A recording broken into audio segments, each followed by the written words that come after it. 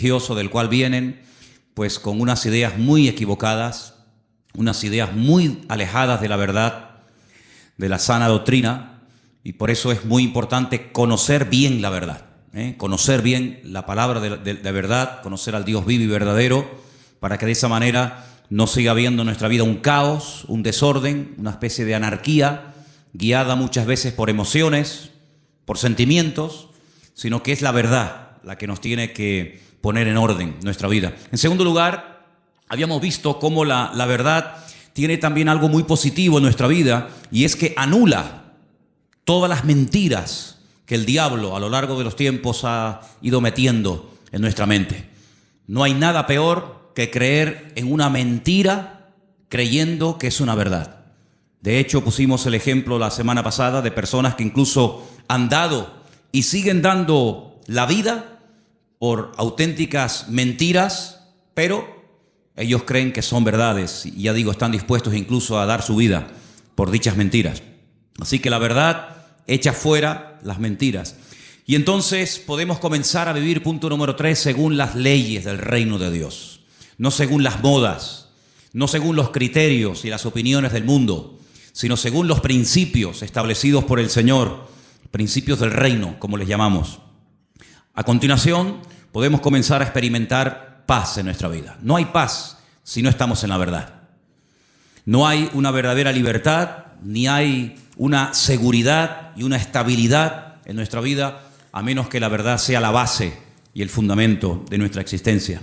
Y finalmente, dijimos que la verdad fortalece el espíritu, la mente, y también, como no, le hace un favor muy grande al cuerpo. Y finalmente terminamos compartiendo 3 grandes verdades. Yo no sé cuántos de ustedes se acuerdan, pero yo dije que una de las verdades que quería compartir el domingo pasado es que la verdad se puede conocer, la verdad se puede experimentar, porque la verdad tiene nombre, y el nombre de la verdad es Jesús.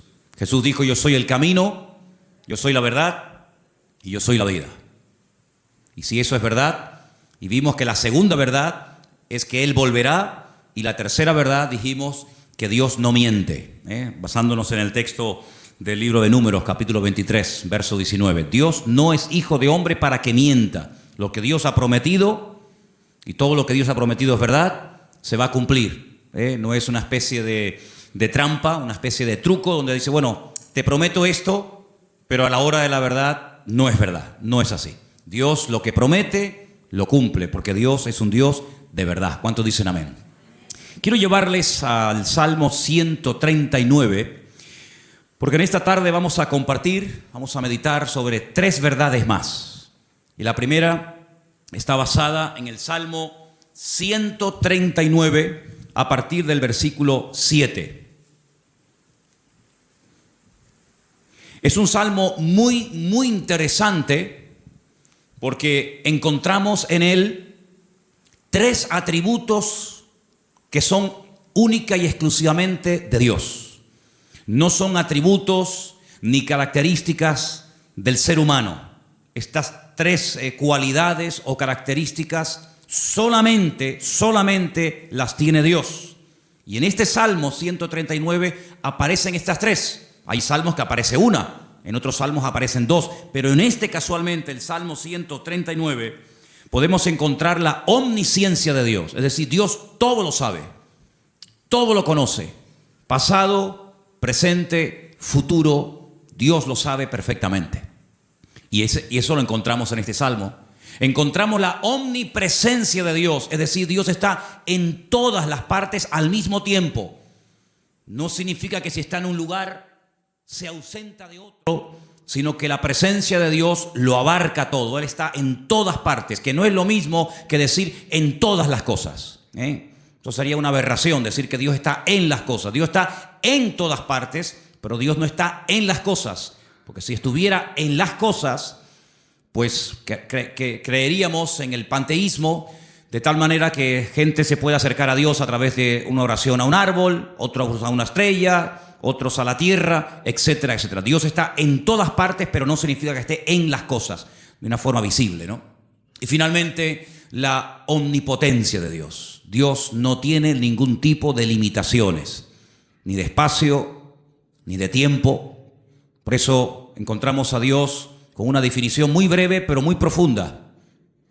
Es la profundidad de la sencillez de Dios. Que Dios es espíritu. No lo limita el tiempo, no envejece, no caduca. La Biblia ha sido escrita en un lenguaje humano donde aparecen muchas figuras retóricas para explicar lo que Dios es y lo que Dios hace. Y hay una figura muy común en la Biblia que se llama antropomorfismos, y es utilizar elementos del cuerpo humano para hablar de aspectos o características de Dios. La Biblia dice o habla del brazo del Señor, sobre quién ha creído nuestro anuncio y sobre quién se ha manifestado el brazo del Señor. La Biblia habla de los ojos de Dios, la Biblia habla de la mano de Dios, pero son simplemente eso, antropomorfismos, es utilizar un lenguaje conocido, un lenguaje humano, ¿verdad?, distintas partes del cuerpo, para describir la naturaleza de Dios en la vida de su creación, en la vida de los seres humanos. Hemos oído a veces escuchar como que la naturaleza tiene el libre albedrío de hacer cuanto quiera, y no es verdad. Las leyes de la naturaleza las estableció Dios desde el principio de los tiempos. Fíjense qué curioso que todas las leyes que el hombre ha ido descubriendo con el paso del tiempo son leyes que estaban ocultas a los ojos del hombre. El hombre no las ha inventado, simplemente las ha descubierto, ¿verdad? Pero son leyes que Dios estableció desde el principio de los tiempos. Y uno de los libros más profundos de la Biblia, que es el libro de Job, encontramos el peso de la tierra, encontramos los nombres de algunas constelaciones y estrellas, encontramos cómo el viento pesa, ¿verdad? Cosa que no se descubrió hasta muchos siglos después, y encontramos muchas cosas muy interesantes acerca de las leyes de la creación. Alguien dijo que lo creado es una manifestación de las ideas y de la voluntad de Dios hechas realidad, ¿vale? Dios hablaba y su palabra se materializaba. Poder que no transfirió al hombre, imagínense. Es un poder es un poder que solamente se limita a él. Dios habla y lo que Dios ordena se materializa, se cristaliza, ¿sí? Sea la luz o sea cualquier otro elemento. Ahora, en el Salmo 139 vemos estos tres atributos de Dios, repito, omnisciencia, omnipresencia y omnipotencia. Y a partir del versículo 7, el salmista se hace una serie de preguntas muy interesantes, pero las hace en forma de sorpresa. Aquí dice: ¿a dónde me iré de tu espíritu? ¿A dónde huiré de tu presencia? Si subiere a los cielos, allí estás tú. Si en el Seol hiciere mi estrado, he aquí, allí tú estás. Si tomare las alas del alba y habitar en el extremo del mar, aún allí me guiará tu mano y me asirá tu diestra. Si dijere, ciertamente las tinieblas me encubrirán, aún la noche resplandecerá alrededor de ti. Aún las tinieblas no encubren de ti, y la noche resplandece como el día. Lo mismo te son las tinieblas que la luz. ¿Cuántos dicen amén? Ahora, en la Biblia encontramos a ciertos personajes que por las circunstancias que estaban atravesando no les quedó más remedio que huir y esconderse de las personas que querían quitarles la vida. Por ejemplo, piensen en Moisés. Cuando él tenía 40 años, dice la Biblia que él, para mediar en una disputa, en una pelea, dice que él se levanta contra un egipcio y lo mata y lo oculta. Pero aparentemente se ve que su crimen, su asesinato no quedó, digamos, oculto. Y al día siguiente alguien le dice: ¿me vas a matar a mí como ayer mataste al egipcio? Y esto le produjo un pánico, le trajo un miedo tan grande a Moisés, que dice que tuvo que huir al desierto. Y se ve que no lo encontraron. Se ve que el faraón, que a lo mejor intentó encontrarlo, fue todo en vano, porque pasó 40 años en el desierto y la Biblia no dice en ningún momento que a Moisés lo localizaron y lo llevaron a Egipto y lo sentenciaron. Por lo tanto, supo huir y se escondió, pero tuvo que huir. Tenemos, por ejemplo, el caso de David. David es un joven que recibe el llamado de Dios, la unción, el respaldo de Dios siendo muy joven. El profeta Samuel derrama sobre él aquel cuerno lleno de aceite que tipificaba la unción que él tendría el día de mañana para ser el segundo rey de Israel. Y dice la Biblia que durante muchos años, David tuvo que huir y tuvo que escaparse y esconderse porque Saúl estaba obsesionado con quitarle la vida. Y se ve que lo hizo bien. Por supuesto, la bendición de Dios también estaba con él, porque Saúl nunca lo encontró, a pesar de que muchas veces estuvo muy cerca de echarle mano, incluso hasta de quitarle la vida. Así que vemos que hay hombres en la Biblia, seguramente hay otros, que tuvieron en momentos puntuales de la vida que huir.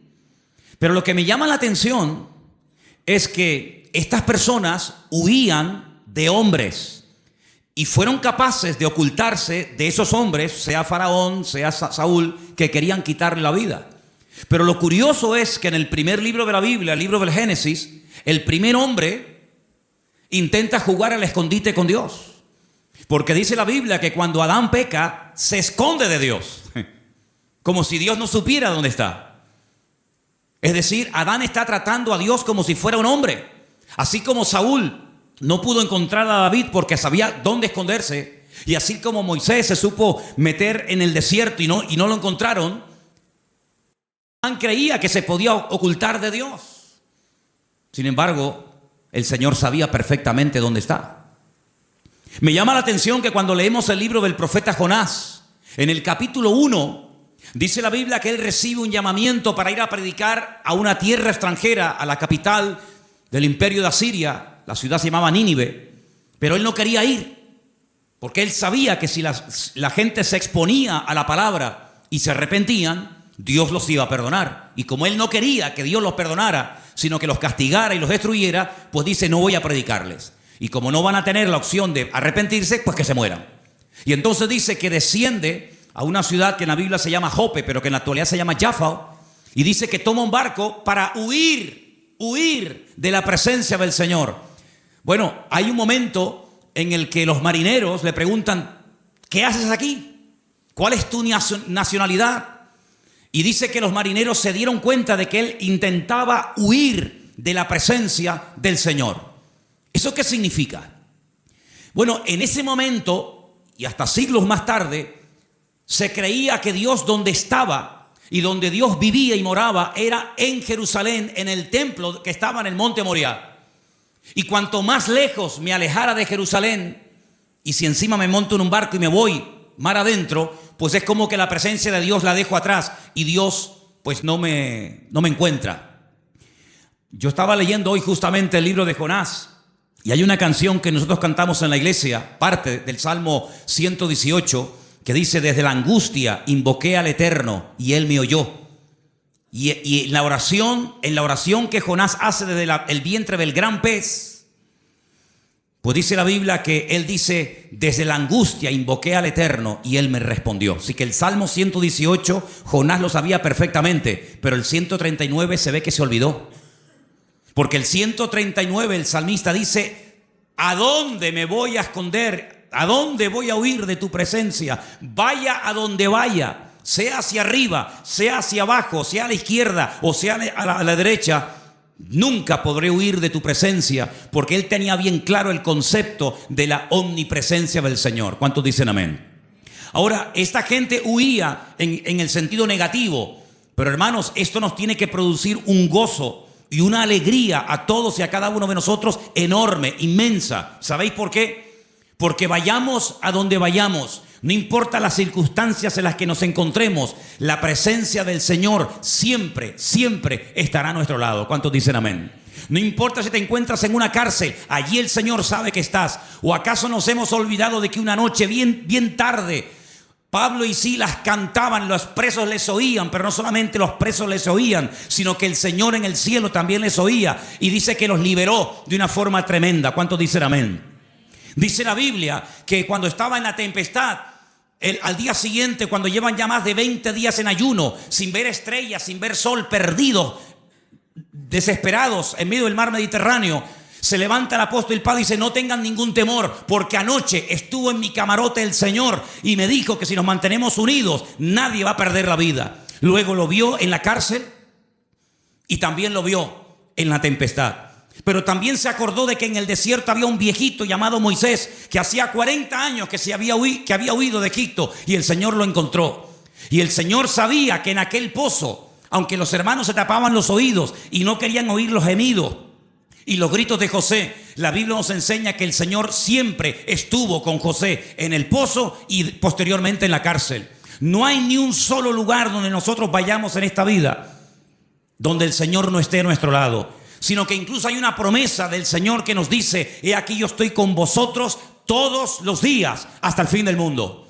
Hoy estaba analizando, estaba echándome un rato la siesta y de repente, ¡pum!, me desperté como un resorte y me fui a mi oficina y empecé a escribir todo lo que me venía a la cabeza. Y fíjate, me venía a la cabeza cuando Elías, huyendo, otro que huye también, en este caso no de un rey, no de un faraón, sino de una mujer llamada Jezabel, la reina perversa, esposa de Acab, que quiere matarlo. Dice que salió corriendo, huyendo para que Jezabel no pudiera matarlo. Y dice que se mete dentro de una cueva. Y entonces dice que de repente se produce un terremoto tremendo, tremendo, a tal punto que dice que las rocas se parten por la mitad.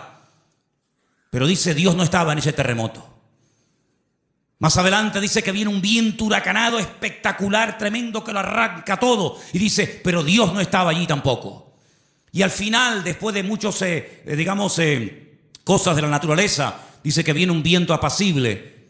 Y él reconoce que en esa calma y en esa quietud estaba el Señor.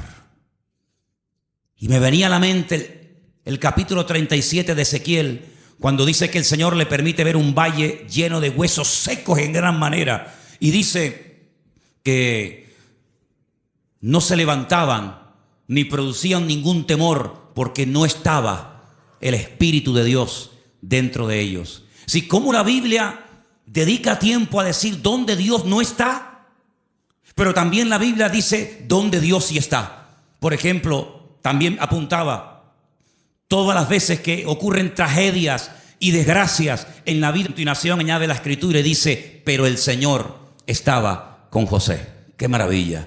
Hermanos, saber que nuestro Dios está con nosotros todos los días no te produce una alegría y una tranquilidad de saber que pase lo que pase y venga lo que venga y digan lo que digan, nuestro Dios está con nosotros porque es omnipresente? No hay que ir a un lugar específico a visitarlo, como durante siglos y generaciones tenían que hacer las 12 tribus de Israel, que 3 veces al año tenían que viajar cientos o miles de kilómetros para ir a Jerusalén a visitar y a celebrar la fiesta del Eterno, sino que el Señor ha prometido estar con nosotros en cualquier momento, en cualquier lugar, no importa si somos jóvenes, adolescentes, niños o ancianos, no importa si estamos en la iglesia, en la casa, en el trabajo, en un barco, en un avión, en un submarino, no importa, la presencia del Señor siempre estará a nuestro lado, y eso significa que la protección del Señor siempre estará con nosotros. Esa es la primera verdad que quiero compartir con ustedes en esta tarde.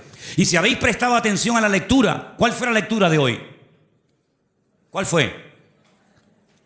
Salmo 121. ¿Cómo empieza el Salmo 121? Alzaré mis ojos a los montes. ¿De dónde vendrá mi socorro? Ay, amigo, cuando tú estás donde empezaban los peregrinos que iban a Jerusalén a celebrar las fiestas, cuando tú te pones en el principio de ese camino, allí en lo alto en Galilea, y ves un camino estrecho, rodeado de unas montañas gigantescas, y te explican que en esas montañas se ponían los ladrones y las bandas armadas para robarle las ofrendas y los diezmos que iban a llevar al templo a Jerusalén. ¿Cómo nos van a alzar los montes los peregrinos y decir, Señor, ¿de dónde vendrá nuestro socorro? No es que está implorando la ayuda de las montañas, no, porque el versículo siguiente dice, nuestro socorro viene del Señor que hizo los cielos y la tierra.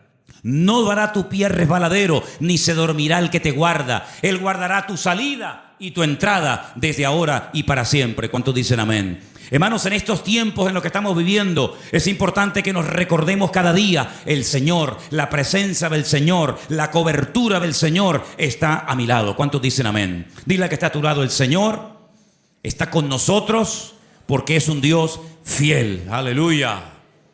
Esa es la primera verdad que tenemos que tener presente en nuestra vida. Primera de Juan 5:18. primer versículo que nos van a leer en esta tarde. Primera de Juan, capítulo 5, verso 18. Presten atención, por favor.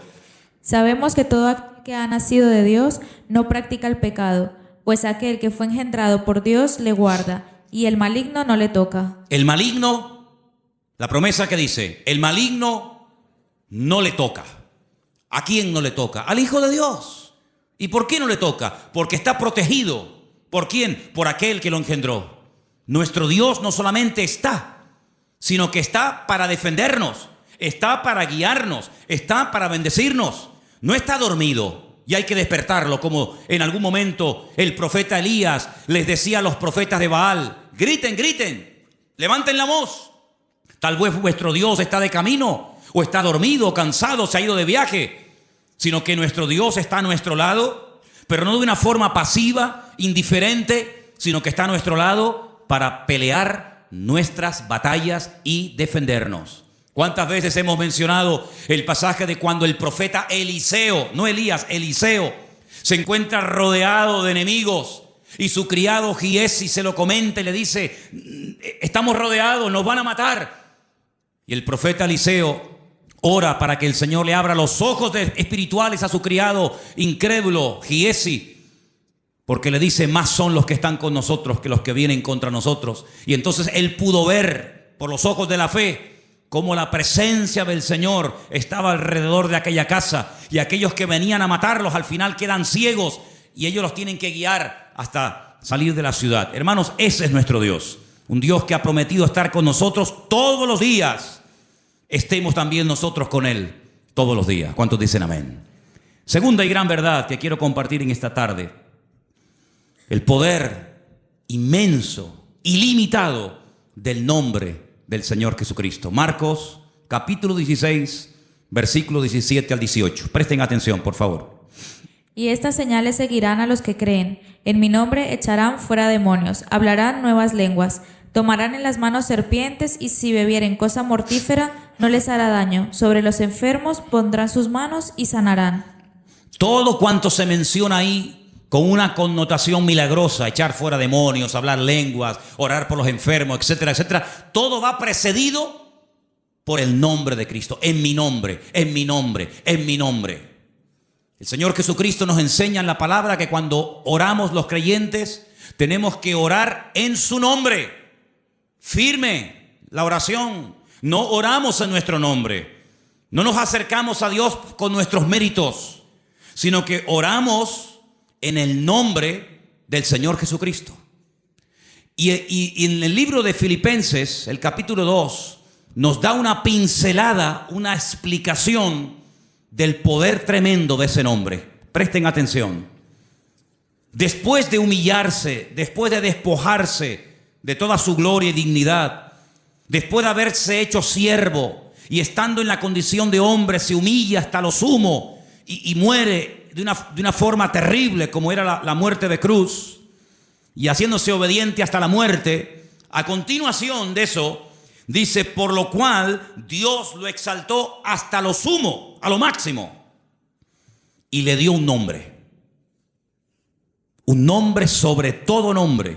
Y ahora escucha versículo 10: para que en el nombre de Jesús se doble toda rodilla de los que están en los cielos, en la tierra y debajo de la tierra, y toda lengua confiese que Jesucristo es el Señor, para gloria de Dios Padre. El poder del nombre de Cristo, no somos conscientes de lo poderoso que es mencionar ese nombre. Los demonios huyen y tiemblan cuando se menciona el nombre de Jesucristo. Es un nombre de poder, es un nombre de autoridad. No hay nada ni nadie que se resista al poder del nombre de Cristo. Una vez escuché a un predicador que vino a Las Palmas hace muchos años. Había sido misionero en África. Y un día no se le ocurre otra cosa más que ir a una tribu de caníbales. Y dice que mientras dormía en una choza durante la noche, hay un momento en el que él se despertó y ve a un caníbal con un garrote a punto de darle un palo en la cabeza y matarlo. Dice que fue algo tan rápido. No había tiempo para decir: hermano, vamos a orar, espérate un momentito. Dice que solamente dijo: Jesús. Solamente mencionó el nombre del Señor. Y dice que se le cayó ese garrote de la mano a este hombre y salió corriendo. Hermanos, hay millones de testimonios de personas que han sido sanadas, liberadas, salvadas, bendecidas y transformadas por el poder del nombre de Jesucristo. Es un nombre que tenemos que utilizarlo cuando oramos, cuando hacemos cualquier cosa, conducir, estudiar, trabajar, salir, entrar. Porque no solamente es una sugerencia, no solamente es una propuesta, una idea que les lanzo, sino que es un mandamiento bíblico. Vamos a leer en Colosenses 3:17. Fíjense cómo la Biblia nos enseña lo que estoy diciendo en esta tarde. Colosenses 3:17, por favor. Y todo lo que hacéis, sea de palabra o de hecho, hacedlo todo en el nombre del Señor Jesús. Todo. Dando gracias a Dios, Padre, por medio de Él. Todo lo que hacéis, todo lo que habláis, hacerlo todo en el nombre del Señor Jesucristo. Cuando se monten en el coche a conducir, Señor, en tu nombre pedimos que nos traigas y que nos lleves de regreso a casa con tu paz y con tu bendición. Cuando vayas a un examen, cuando vayas a prepararte para hacer un examen o estudiar, Señor, yo me preparo, yo estudio, yo memorizo, pero yo pido que en tu nombre este examen salga bien, Señor. Cuando vas a trabajar o cuando vas a buscar trabajo, cuando vas a dormir, cuando vas a levantarte, todo lo que hacemos y todo lo que decimos, dice, hacerlo todo en el nombre de nuestro Señor Jesucristo. ¿Cuántos dicen amén? Y vas a ver cambios, vas a ver algo diferente en tu vida, porque ese nombre es un regalo, permítame la palabra, que Dios le ha dado al creyente, a sus hijos, a su pueblo, a su iglesia, para que lo use. El Señor Jesucristo le dijo un día a sus discípulos, no habéis recibido nada porque no os habéis atrevido a orar en mi nombre, pero a partir de ahora, todo lo que pidáis en mi nombre, os lo daré, para que mi Padre sea glorificada en esa petición. ¿Cuántos dicen amén? Así que esta es la segunda verdad que tenemos que interiorizar en nuestra vida. Tenemos un nombre, hermanos, un nombre de autoridad en el cielo, en la tierra donde vivimos ahora mismo y aún debajo de la tierra. Un nombre que no tiene limitaciones de ningún tipo. Pues vamos a usarlo, porque la Biblia dice que es el regalo del Padre al Hijo, un nombre que es sobre todo nombre, para que en ese nombre se doble toda rodilla de los que están arriba en el cielo, en la tierra y aún debajo de la tierra, y toda lengua confiese que Jesucristo es el Señor, para gloria de Dios Padre.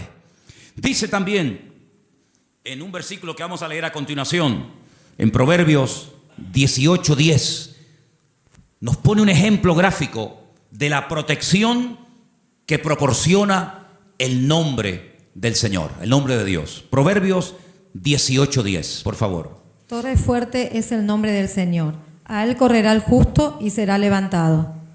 Torre fuerte es el nombre de nuestro Señor, y a Él correrá el justo y será levantado. Leía en el día de ayer una historia cuando un tal Abimelech quiere matar a un montón de gente y dice que se dirige a la ciudad donde están las personas que él en un principio quiere aniquilarlas. Esto lo pueden ver en el capítulo 9 del libro de Jueces. Y dice la Biblia que en esa ciudad había una torre donde la gente de la ciudad, las mujeres y los niños se metieron, subieron a lo alto de la torre y allí se escondieron, y dice que no les pasó nada. Yo no sé si el salmista se inspiró en esa historia para escribir estas palabras. Torre fuerte es el nombre de nuestro Dios. A Él correrá el justo y será salvado en el tiempo de la angustia, en el tiempo de los problemas. Así que, hermanos, les animo a que en esta semana, no en vano, porque fijaros que sagrado es el nombre del Señor, que hay un mandamiento de los 10, del decálogo, hay uno que curiosamente hace referencia a su nombre. No tomarás el nombre de tu Dios en vano. Pero bueno, una cosa es no tomarlo en vano y otra cosa es no tomarlo nunca. Por lo tanto, cuando menciones el nombre del Señor, que la gloria, una vez obtenida la respuesta a esa petición o a esa necesidad, que la gloria no sea para ti, sino que la gloria se la lleve el Señor. ¿Cuántos dicen amén? Hay también una tercera verdad que quiero esta tarde. Y para los que no estuvieron, el otro día aquí en la iglesia, el día jueves, en la carta de Pablo a Tito, una carta pequeñita que está por ahí por el Nuevo Testamento, ustedes la tienen también, no les quepa la menor duda. El apóstol Pablo deja a Tito en la isla de Creta para que impida que se mezclen o que se metan en la iglesia falsas enseñanzas, falsas doctrinas, etc. Y una de las cosas que el apóstol Pablo le decía a este joven pastor es que en la iglesia tiene que haber, a nivel de cuerpo, una sana doctrina, y que el liderazgo, los ancianos que él iba a nombrar para que ocuparan cargos de responsabilidad en la obra, tenían que ser personas con una serie de características. Algunas eran prudentes, con paciencia, serios, sobrios, etc. Pero lo que me llamó la atención es que dice, y el liderazgo tiene que tener una fe sana. Bueno, literalmente dice, que sean sanos en la fe. Y esto despertó mi curiosidad, porque la tercera verdad que quiero que en esta tarde escuchen ustedes y quiero compartir es el poder que tiene el cuerpo, el pueblo del Señor, siempre y cuando la fe de esa iglesia sea una fe sana. Y algunos dirán, pero ¿cómo que una fe sana? ¿Es que acaso hay una fe que no es sana? Pues sí. La fe a veces se puede enfermar. De hecho, vimos el jueves, repasamos un poco, que hay un momento puntual en el ministerio del Señor Jesucristo en el que algunos discípulos vienen y le dicen, Señor, nos ha pasado algo y queremos contártelo. Hemos entrado a una ciudad y no nos han querido recibir.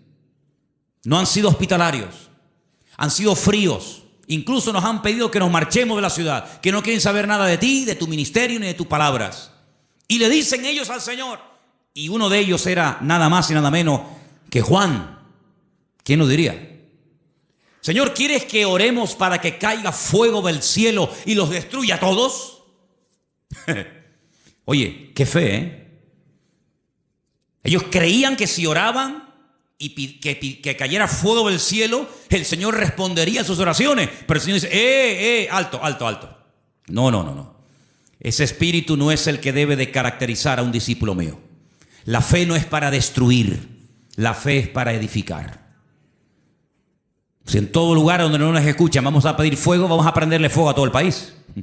Y una vez dije, ¿por qué se creen ustedes que el Señor se llevó al profeta Elías? Porque como siguiera como seguía, le iba a prender fuego a todo el país. El único que iba a quedar con vida era él.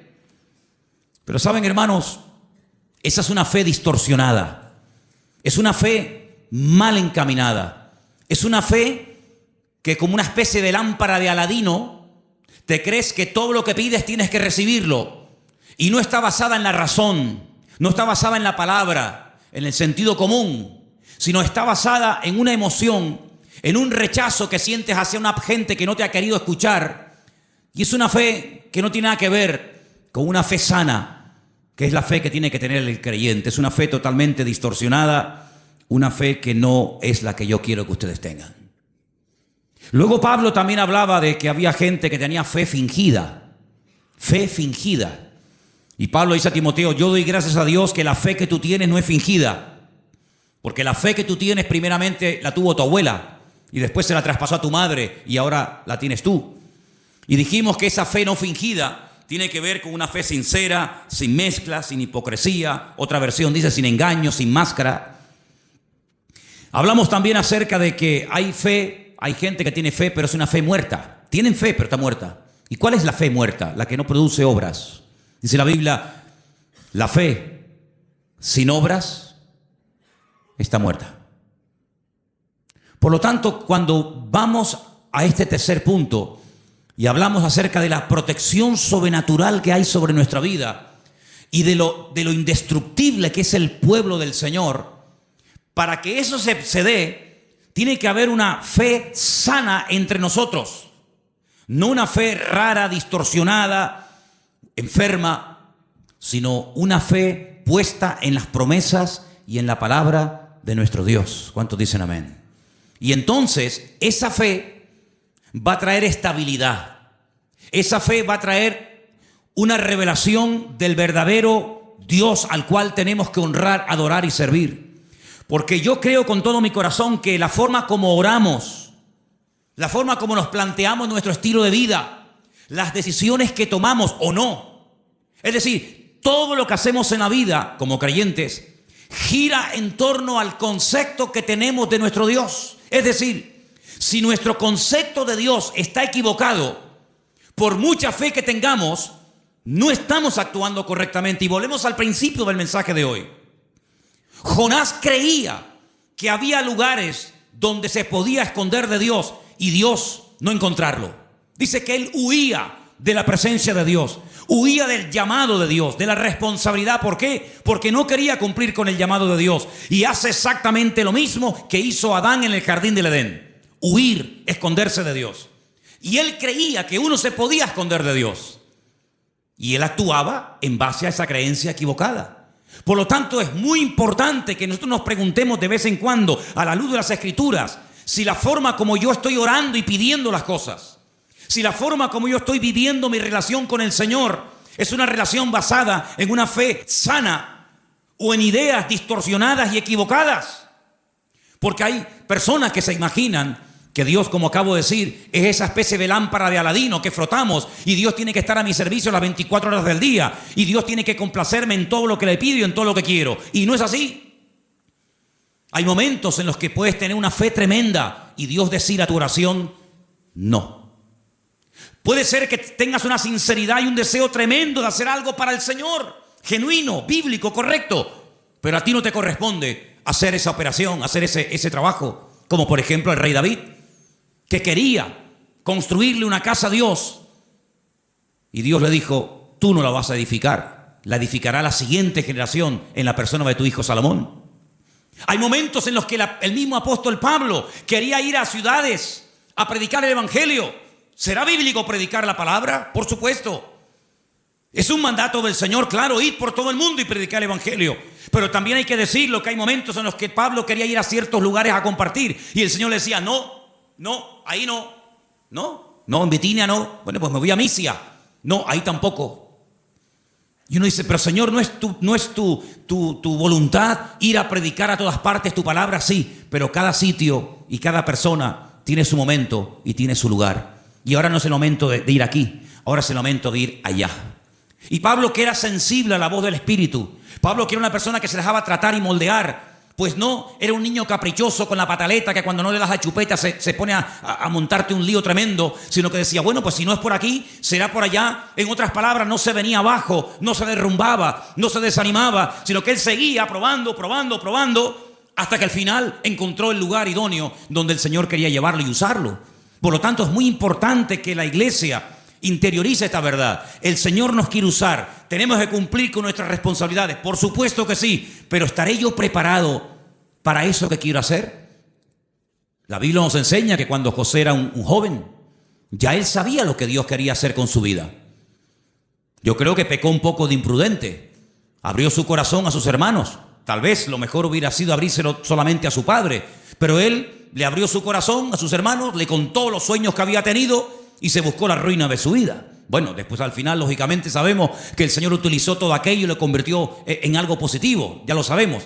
Pero hermanos, él tuvo que esperar desde el momento que recibe la revelación de la voluntad de Dios para su vida hasta que él ve que eso se cumple. Pasaron muchos años. Pasó mucho tiempo.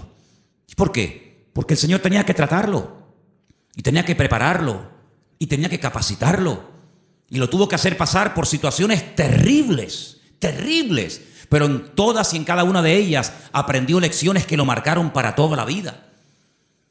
Y cuando llegó el momento, el Señor lo levantó y el Señor lo utilizó.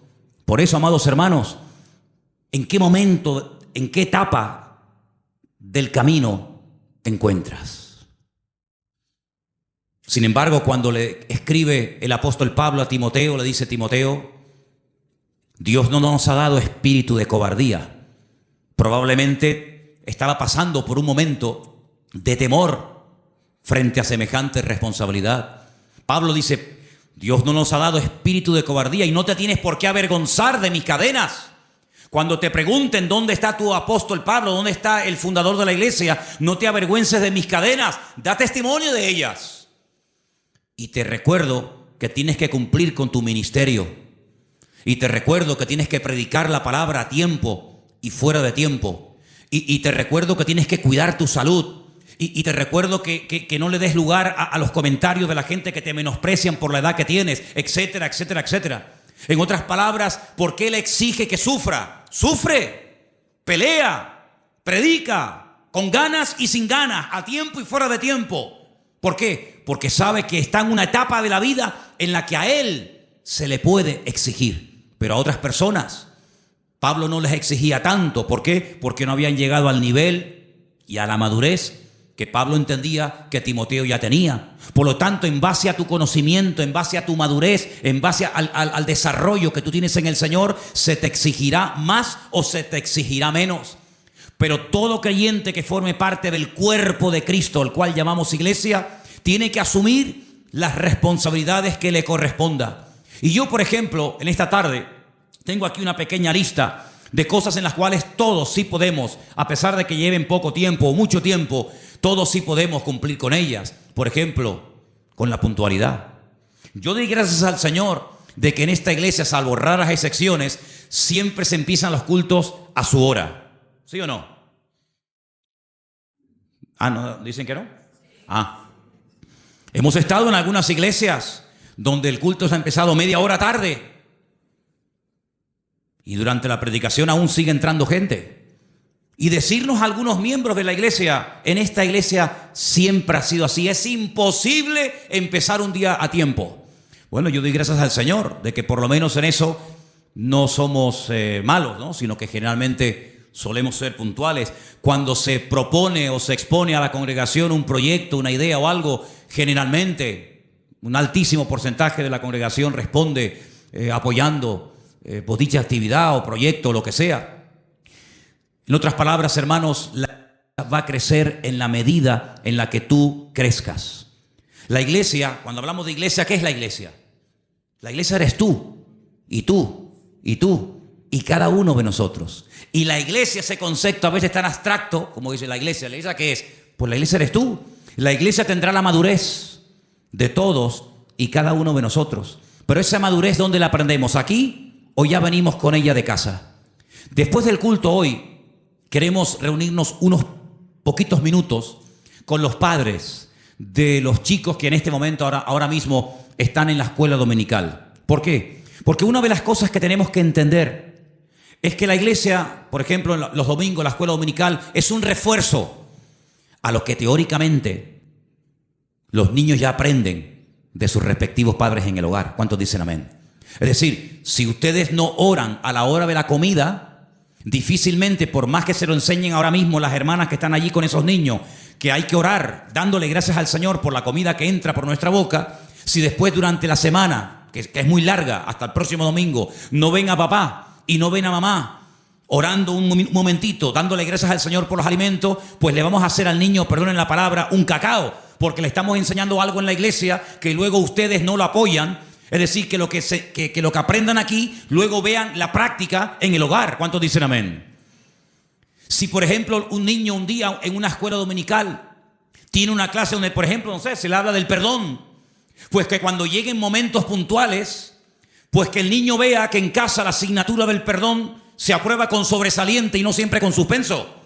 Y simplemente quiero ponerles un ejemplo, porque la tercera verdad que estoy tratando de compartir esta tarde es la importancia de la iglesia en el mundo y cómo la iglesia es indestructible siempre y cuando cumpla con los requisitos bíblicos establecidos por el Señor en su palabra. ¿Dónde aprendió José a perdonar, a reconciliarse, a llevarse bien con otras personas? ¿Dónde lo aprendió? ¿En Egipto? ¿En Egipto lo aprendió? No, lo aprendió en el hogar, lo aprendió en casa. Yo no sé, supongo que sí, ya es especular. Si algún día Jacob, que era su padre, explicó en casa el motivo por el cual se iban de un país a otro, me imagino que sí. Yo me imagino que un día Jacob habrá juntado a Raquel, a Lea, a sus hijos y les habrá dicho: chicos, nuestro tiempo se ha terminado con el tío Labán. Volvemos a Canaán. Y quiero contarles algo. Hace 22 años salí de mi tierra y ahora volvemos. Pero hay una pequeña cosa que tengo que comentarles.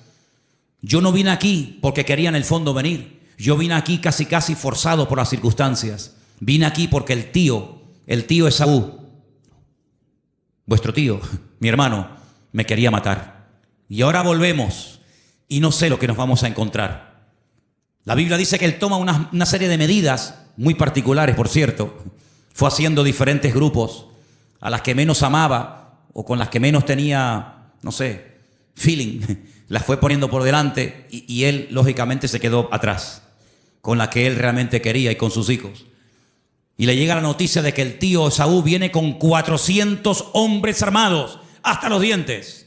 Y entonces él se va a la montaña a orar. Y es allí cuando tiene un encuentro con el Señor que lo cambió para toda la vida. Y es allí donde pelea con un ángel. Y dice la Biblia que allí donde Dios le cambia el nombre de Jacob por Israel. Y al día siguiente llegó el momento de la verdad, amigo. Llegó el momento de a ver qué pasa. O se acaba todo o empieza todo. Y allí se va José con su padre, con sus hermanos. Y allí dice la Biblia que Jacob y Esaú se abrazaron, se perdonaron, se reconciliaron y todo se solucionó. Y allí estaba José, la primera vez en su vida que veía al tito Esaú. La primera vez en su vida que veía algo tan impactante que sin lugar a dudas lo marcó.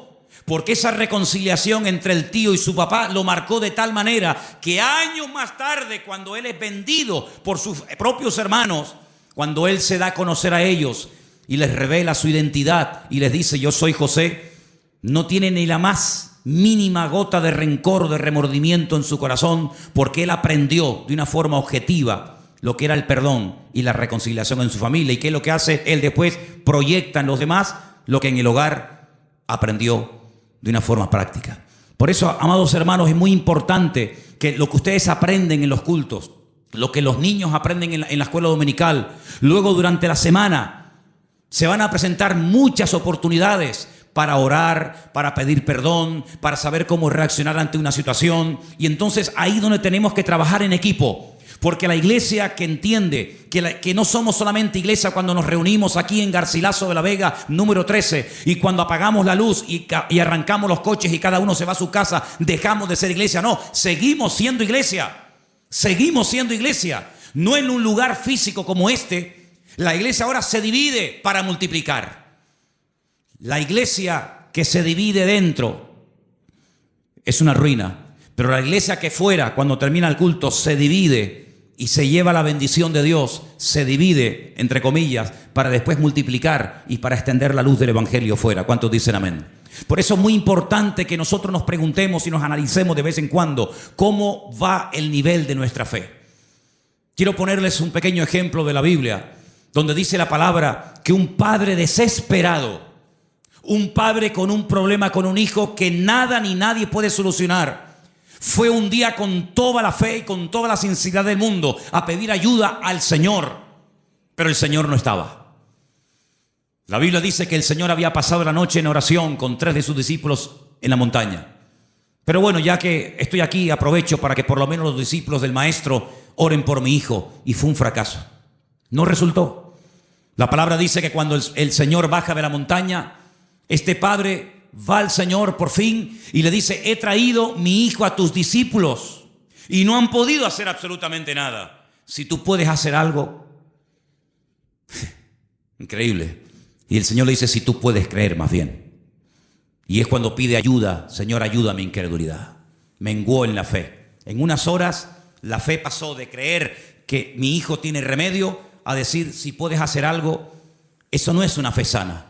La fe sana es la que aguanta la prueba. La fe sana es la que se extiende. La fe sana es la que sabe reaccionar cuando dice el Señor no. Porque cuando dice el Señor sí, la fe se amolda y se adapta muy bien.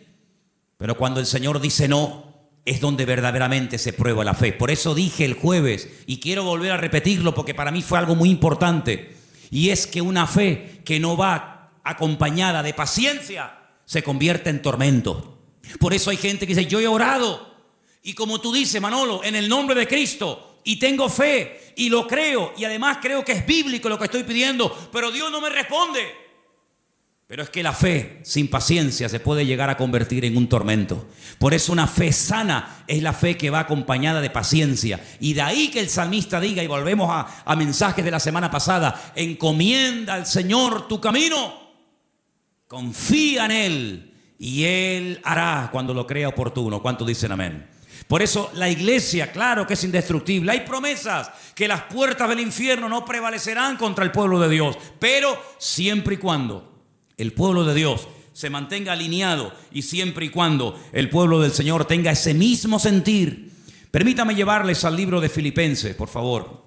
En la carta del apóstol Pablo a los Filipenses, y mientras la buscan, decirles, amados hermanos, que esta carta se escribió desde la cárcel en Roma. En el capítulo 4 de la carta de Pablo a los Filipenses, ustedes van a encontrar que el apóstol Pablo está hablando de gozo, de regocijarse. Y uno dice, pero ¿cómo es posible que en semejantes circunstancias el apóstol Pablo escriba una carta cuya palabra más repetitiva es la palabra gozo y alegría? Bueno, pues porque el gozo del creyente, la estabilidad del creyente, no depende de si está en libertad o privado de libertad, sino depende de una fe sana depositada en los brazos del Señor. Pero en medio de la carta, cuando él está explayándose, dando unas explicaciones extraordinarias sobre todo esto, llegamos al versículo 2, Filipenses 4:2, donde él hace un ruego, una tarea que les pongo: escriban en un papel todas las veces que Pablo le rogó a alguien algo. No lo hace mucho, pero aquí tienen un ejemplo. Este no vale, tienen que buscar otro. Le ruega a Evodia y a Síntique que sean ¿qué? De un mismo sentir en el Señor. Evodia y Síntique eran unas hermanas de esta congregación, eran creyentes, fieles asistentes a la congregación, que no les está haciendo un llamado para que acepten al Señor en su vida y se conviertan. No, ya son creyentes, son hermanas de la congregación, pero entre ellas hay algo. No son de un mismo sentir. Algo pasó entre estas hermanas que a Pablo le perturba. Y Pablo, hay un momento en el que hace un paréntesis en el desarrollo del tema de la carta de Filipenses y dice: ruego a Evodia y a Síntique que sean de un mismo sentir en el Señor. Porque una iglesia, como un matrimonio que tiene un mismo sentir, es algo indestructible. ¿Cuántos dicen amén? Pero una iglesia donde uno dice arriba y otro dice abajo, uno dice a un lado y otro dice a otro, donde uno dice no, oremos, no, ayunemos, no, discipulemos, no, evangelicemos, salgamos, no, quedemos, no. Difícilmente esa iglesia puede ser una iglesia bendecida y una iglesia que impacte a la gente que lo rodea.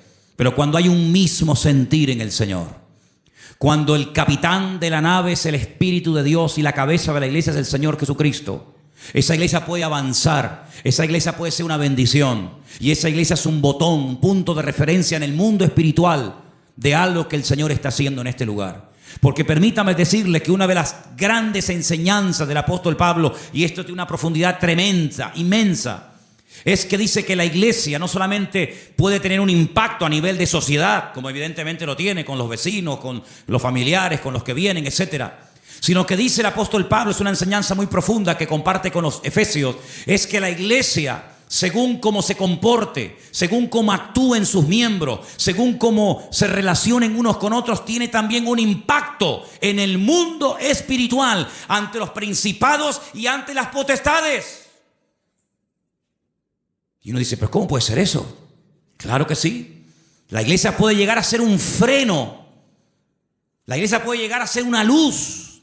La iglesia puede incluso impedirle al enemigo que campe a sus anchas y que haga lo que le dé la gana.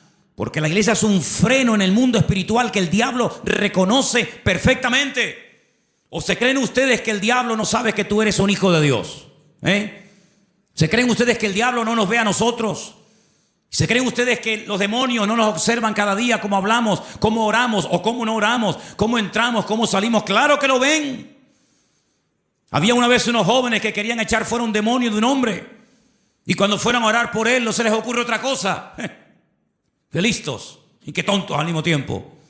Querían echar fuera los demonios en el nombre del Cristo que predica Pablo.